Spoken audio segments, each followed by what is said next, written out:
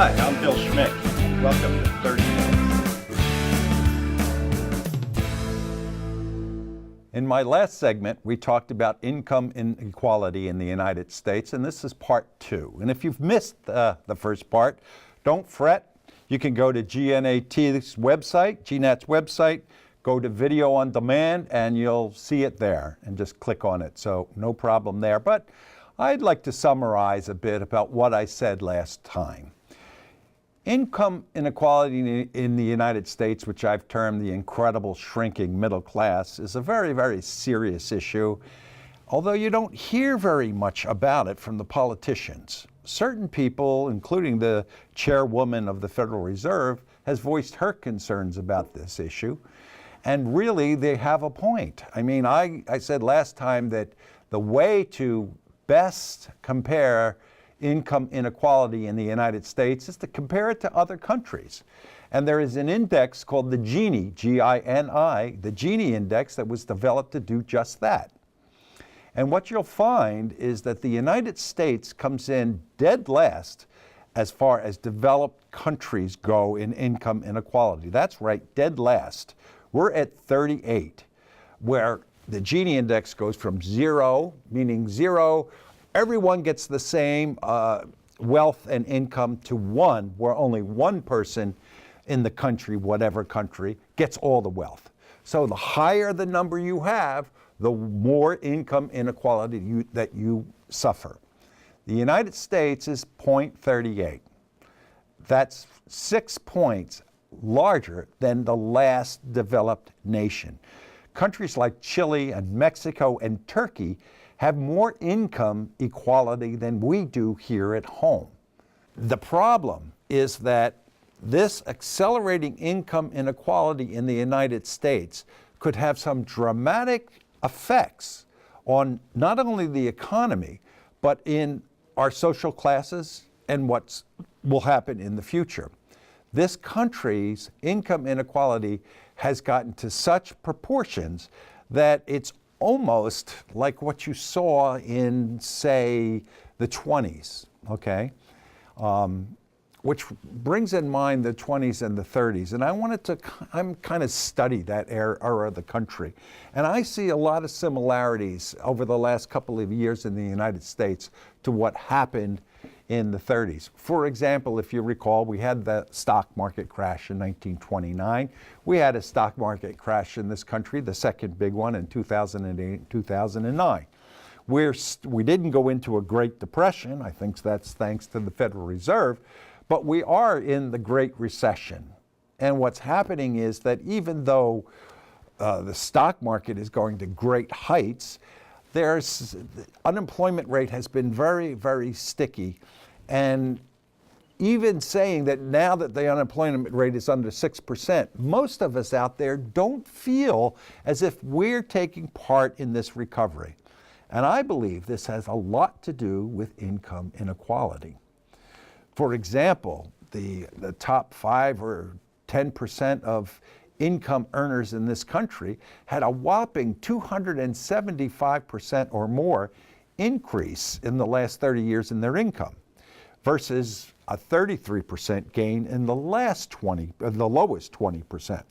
These are the kinds of numbers and things that used to happen or were happening in the 30s during the Great Depression. So, if you recall, worldwide, at that time, you had an enormous amount of political, social, and economic upheaval. You had the rise of communism, you had socialism, you had Nazism, okay? You had World War II. Basically, it culminated in World War II. And you had, during the U.S. Depression, you had a widening income inequality like you have today. And even in the United States, you had sporadic riots, labor battles, vigilantism, things like that. Actually, at that time, the United States was worried that, in fact, if the income inequality, if the Depression continued, that maybe this country would fall to socialism or communism or even to the Nazis. So if you recall, Franklin Delano Roosevelt at the time had many worries about this happening, okay? And he and Congress basically, in some respects, in order to head off increasing income inequality and a possible revolution of some sort in this country, started coming up with programs to redistribute some of the wealth. And they did that through programs like Social Security and the New Deal. And there is some argument that some of this jump-started the economy, although I believe what really happened was World War II happened, and that government spending had to become to go towards the war effort, and that government spending based on building battleships and planes and everything, which is what actually got this country out of the Great Depression, or at least I believe that's what happened. So, why the history lesson? Am I advocating that in order to solve the income inequality in this country, we need another New Deal? Redistribution of wealth. My God, is this a dirty word?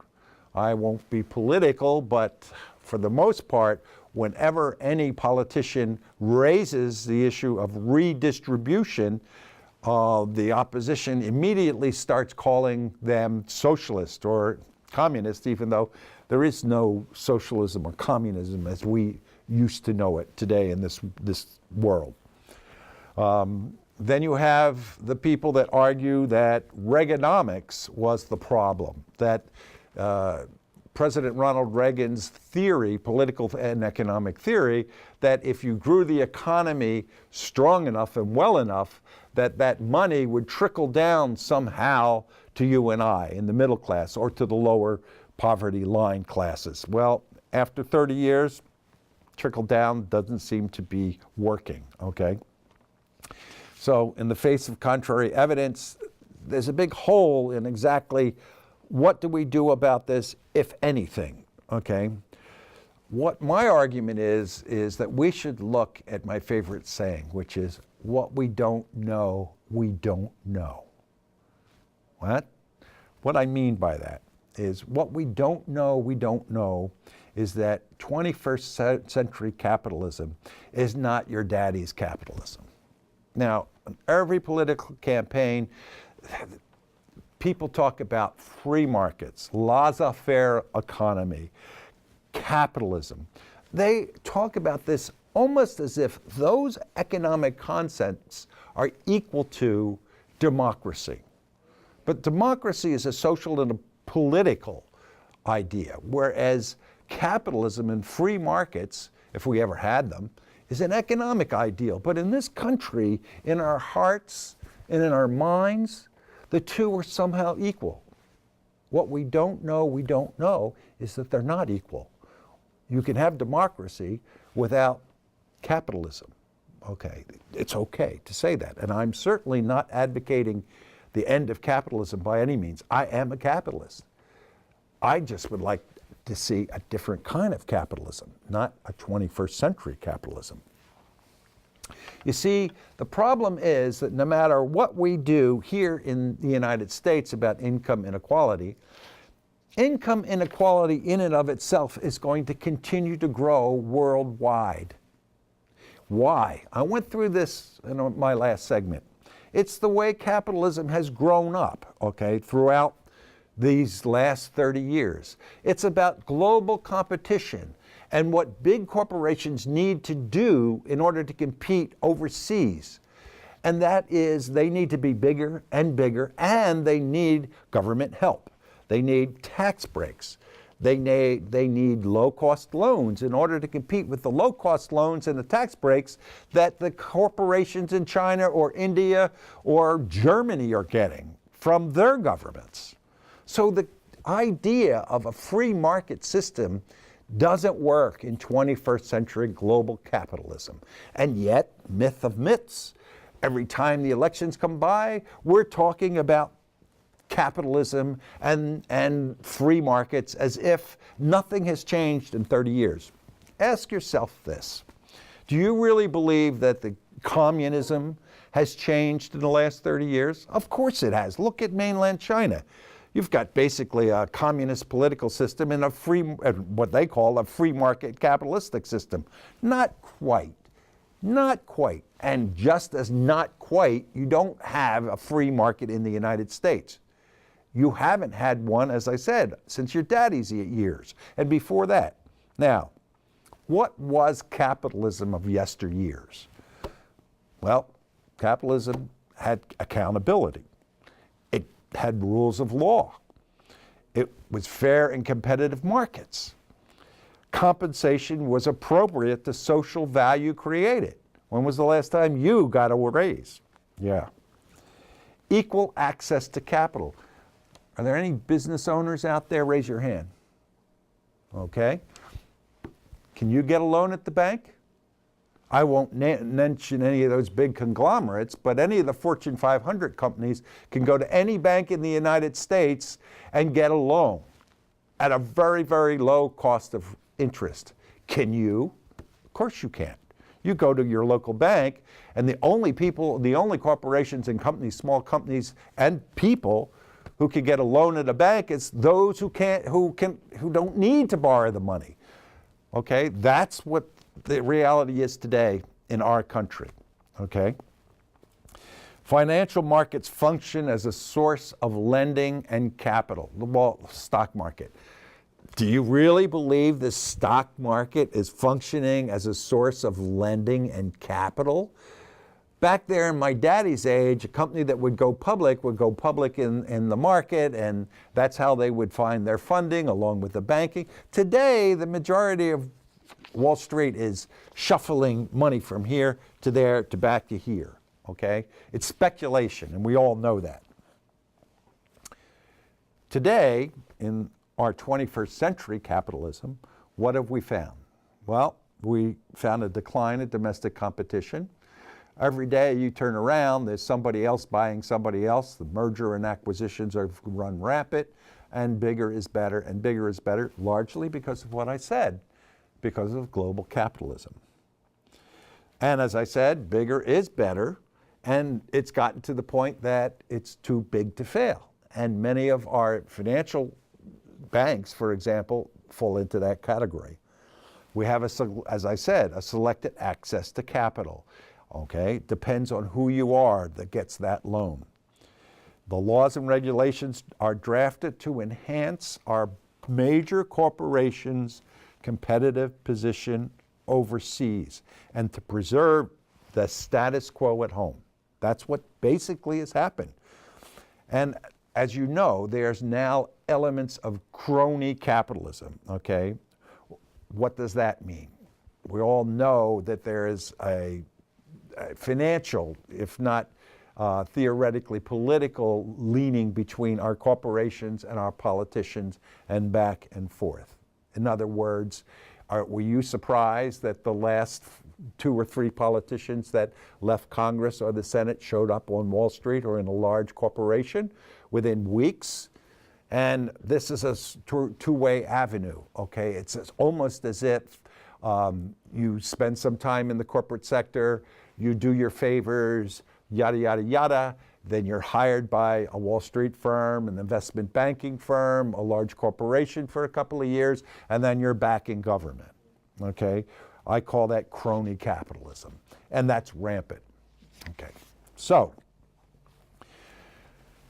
as a result of that, do we really have the opportunity that our dads and moms and grandparents had today under capitalism? Do we really have the opportunity, the social and economic and political opportunity to move up in the world? Because after all, wasn't that the ideal in this country? Wasn't that why immigrants came to America? Because it was the land of opportunity?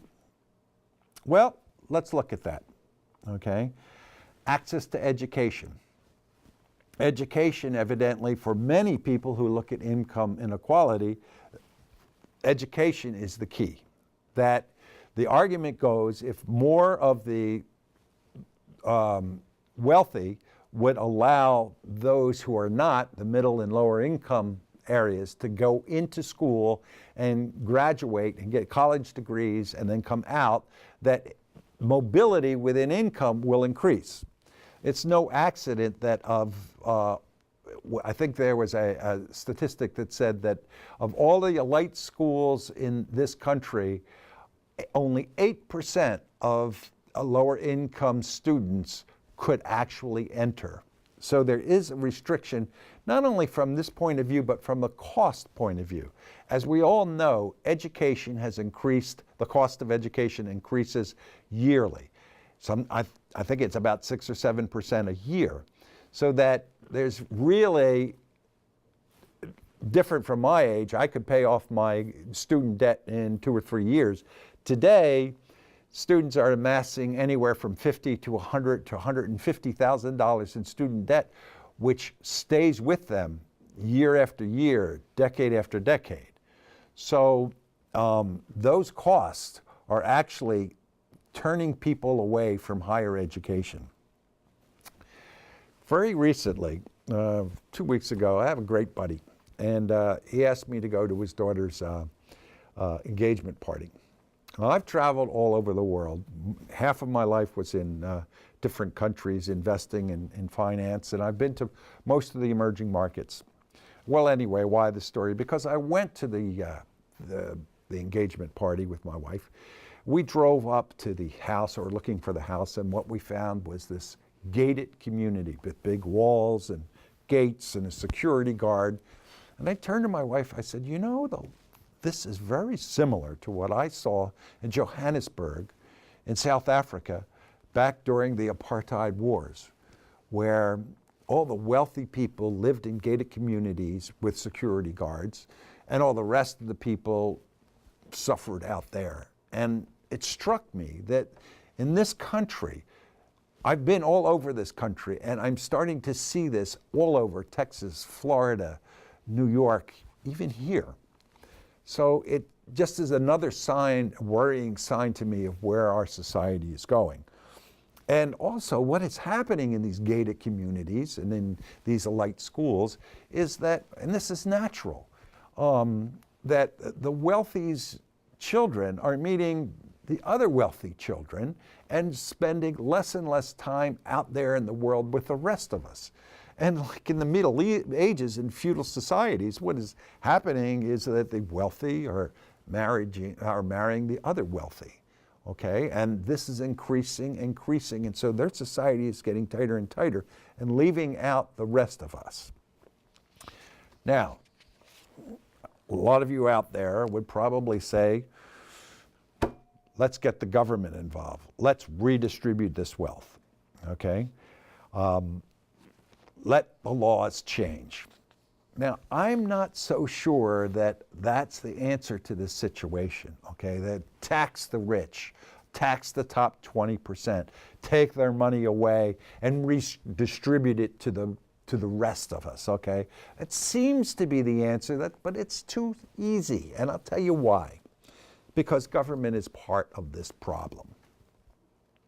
Did you know that in the DC District of Columbia, okay, which has got a Gini score equal to, I think it's Honduras, okay, but the problem is this, that 3 of the wealthiest counties in the United States, of the 10 wealthiest counties in the United States, are all counties in Virginia and Maryland surrounding the capital.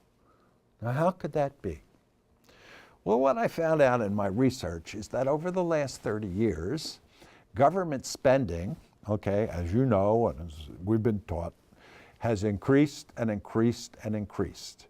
But what you may not have known is 15 cents of every dollar that is collected and spent in government procurement stay in the DC area. That's right, it stays there, okay? Where the amount of population the DC area represents is less than 2% of the population, and yet 15 cents of every dollar stays there. And why? Why? It's because there has now become a new upper class of lobbyists and lawyers and procurement agents and corporations that all live in these counties around Washington, D.C., that have gotten to be extremely wealthy, okay, by the government spending.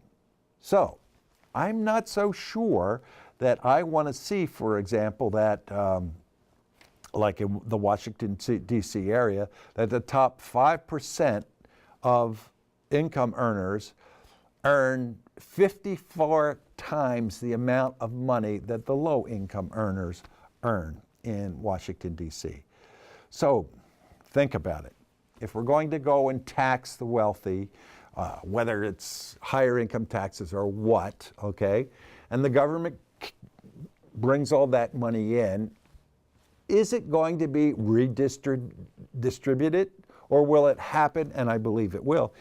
All that will mean is that, wow, we'll tax the rich, and then we'll get so many more dollars, of which 15 cents of every dollar will once again go into the DC area.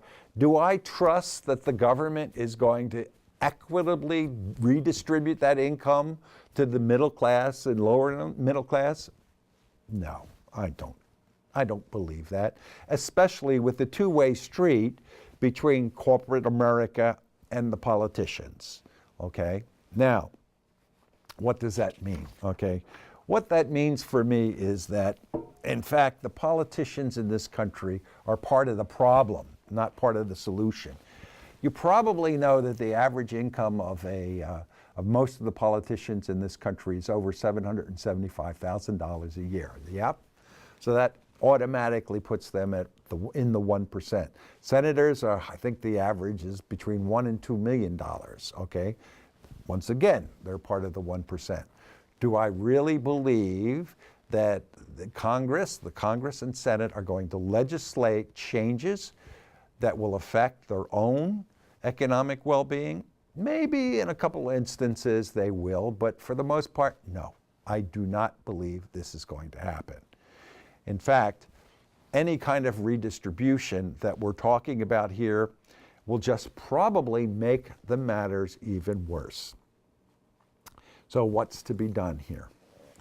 Well, number one, we could try to return to actual capitalism if that's possible.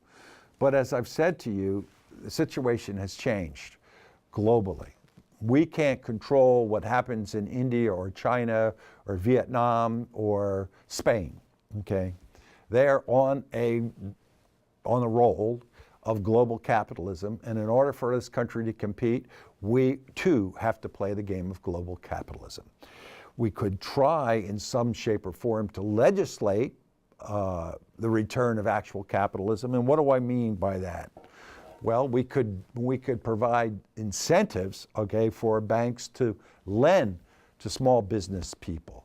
I mean, I'm not talking about people that are just starting up and have some idea and no business plan and whatever, but people and corporations that are actually doing something, producing something, and could grow and hire more people at reasonable wages if they had more money borrowed from a financial institution. So maybe in some shape, way, or form, the government may have a role there in guaranteeing the loan or part of a loan to a bank that lends to an entrepreneur or a small or medium-sized business. Because after all, as we all know, small business is what creates the majority of jobs in this country. So, can we return financial markets to their original purposes? Please, please, we've got to. I mean, I work on Wall Street, and I'll tell you that that's a circus. I've been in this business for well over 35 years, and I will tell you that there has been an enormous change in how the financial markets are run and what they do on a day-to-day basis. I see more investment in Las Vegas than I do on Wall Street. So, could that be returned to the original purpose? Yes, Wall Street could turn if the incentives were there to force it to turn. Wall Street is all about money, okay? So if you offer enough money or an edge that others don't have, then yes, it could change. In other words, if you made it more lucrative to them to lend money or to take public a company than it is to buy futures on the gold COMEX exchange or to short Apple because of earnings next week, they would do it. You just have to make the incentives there. Can you establish a 21st century New Deal? Well, we might be able to, but it's what that New Deal would involve would be important. For example, if the New Deal involved higher wages built on infrastructure, it might work. What do we mean by that? Well, as you know, infrastructure, highways, bridges, those kinds of things in this country are crumbling, especially so when you compare it to the rest of the world. We've been saying this for years, we need a total remake on infrastructure in this country. Spending on infrastructure might be a reasonable New Deal if it provided reasonable jobs to reasonable Americans that could also, at the same time, teach them skills. There is a big unmatch in this country today between jobs available and labor. We've got an overabundance of labor, but it's unskilled labor, and we've got an overabundance of jobs that require skilled labor. And there's a big gap in between. It's a serious gap, and it has to be filled. There, maybe the government could provide a role, okay, in some shape or form. But that's not talking about free colleges. It's far more about on-the-job training and skills, the kind of things that unions used to be able to offer to their young members. Will that work? That's a question mark. In some ways, what I've seen in the past is whenever there's money spent in anything grand like an infrastructure situation, that so much of that money ends up going to unproductive means. If that were to occur, there would have to be a sort of New Deal in the way government actually dispenses the money. A watchguard committees, things like that, made up of maybe governments and private people at the same time. Would that work in today's society? I don't know, but it's necessary that if we are going to change this country, that has to occur. So, infrastructure might be an idea. And other ideas could be that with we could probably start to tax the capital gains, the non-W-2 income from the 1 or the 10 or the 15%. You know, the money they make from earnings and dividends that they pay capital gains on. More and more of the top income earners' income is coming from those sources and less from the money they actually make earning a living. So there is an argument that the government could and should tax those earnings and dividends at a higher rate. Now, the question then would become, how would you distribute that money to everyone else? And maybe the answer to that question is in things like health care or Medicare or Medicaid. In other words, taking that money, earmarking that money in order to contribute to those who need it most in certain already existent government programs, okay? And whether that would be Medicare or Medicaid, some kind of universal health care, something that might reduce some of the medical costs for the lower and middle income without really disincentivizing the really wealthy. But those are just suggestions. I'd like to come up with solutions, but this situation is even beyond me. It's going to take all of us and a lot more discussion, of which you consider this just the beginning. So for you, the best thing you could do is turn to your neighbors, sit down, and start discussing this, okay? And I know within us all, we've probably got the answers. It's just that we need to focus on this, and thanks.